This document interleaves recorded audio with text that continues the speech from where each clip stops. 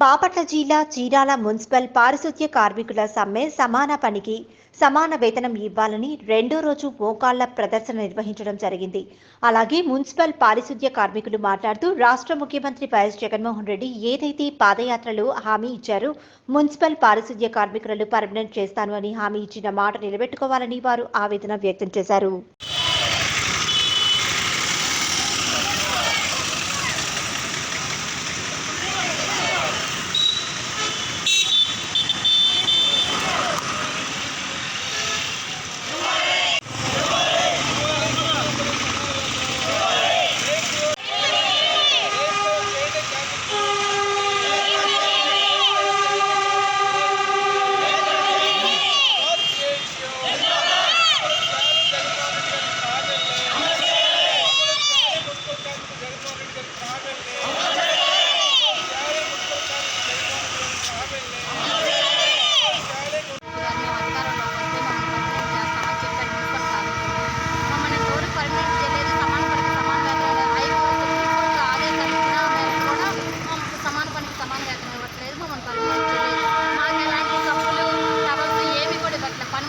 బాగాలేవు.